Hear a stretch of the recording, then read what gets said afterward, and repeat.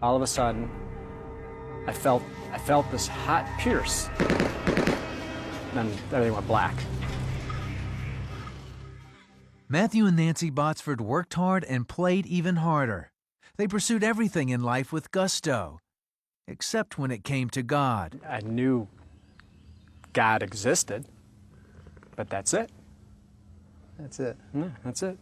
But everything changed on one March night in 1992. Mathew and two sales associates were in Atlanta on business. They had just left a restaurant and had gone outside to catch a taxi when suddenly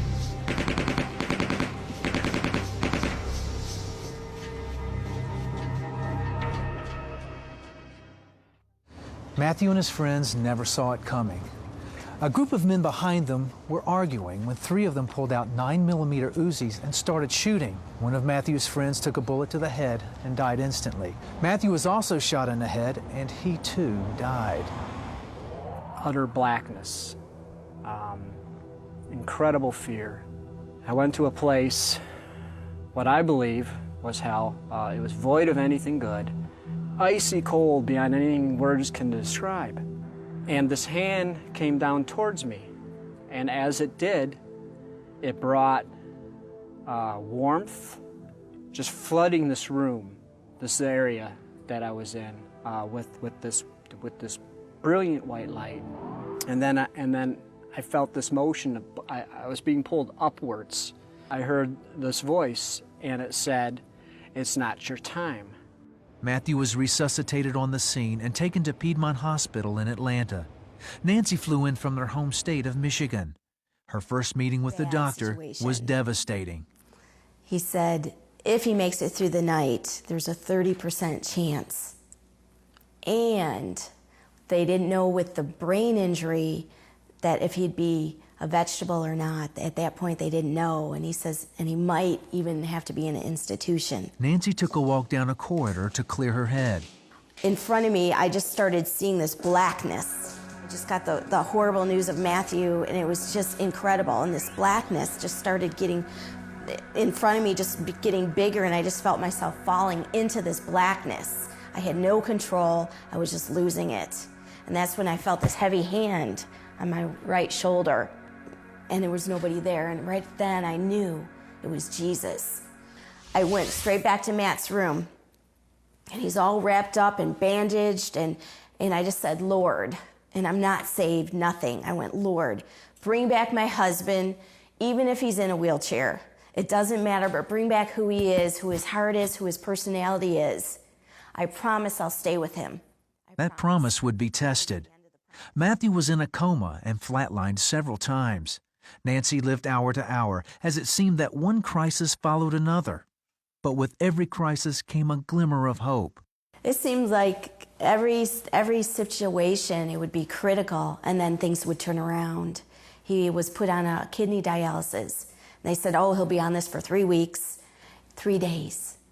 Things turned around. After 27 days, Mathew awoke from his coma. It was incredible. It was like being reconnected. But as soon as that connection, and he woke up, I said, that's it. So the whole focus was now to get him on his feet, to go against the odds that he's going to be in a wheelchair, he's going to an institution. The left side of Mathew's body was paralyzed. But even worse, the damage to his brain affected his ability to think and perform even the simplest of tasks. They returned to Michigan, where Mathew started rehab, trying to rebuild his body and his mind. The rehab was painful. I mean, physically it was painful. Cognitively it was painful.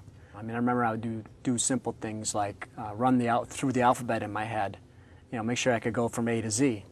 They were teaching me and helping me how to eat.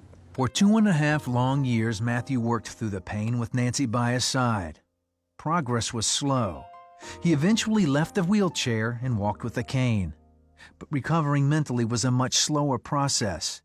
But Nancy remembered her promise to stay with Mathew through it all. Cognitively, he was not with it. He was in la-la land. And so, yeah, it was that thought of, boy, I didn't sign up for this. But I remembered I made that promise, and that was stronger than what I signed up for. The Botsfords were so focused on Matthew's regimen, they all but forgot their experiences with God. There was no focus there.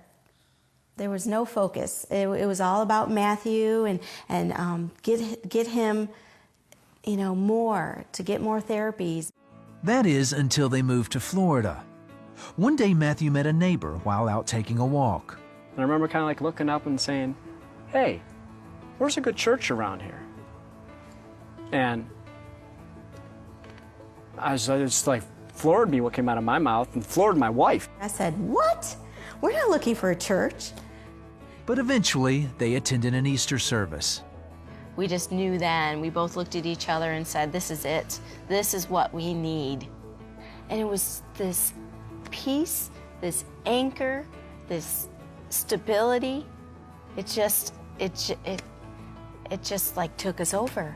Through the years, they began to recognize God's hand in their journey. Today, Matthew walks without the help of a cane. Mentally, he earned a college degree and is writing a series of sci-fi children's books called Johnny Rocket. All of which is pretty amazing considering the bullet is still in Matthew's head. But the big miracle in this story? When I was dead, I didn't cry out for God. But yet he came down and with his own hand pulled me up out of hell and says, it's not your time. I mean, that's a loving God. The miracle is how God so much loved Matthew that he didn't just leave him in hell, that he brought him up. But the miracle is how he changed his heart. God exchanged his heart for Matthew's and gave him his own. That's the miracle.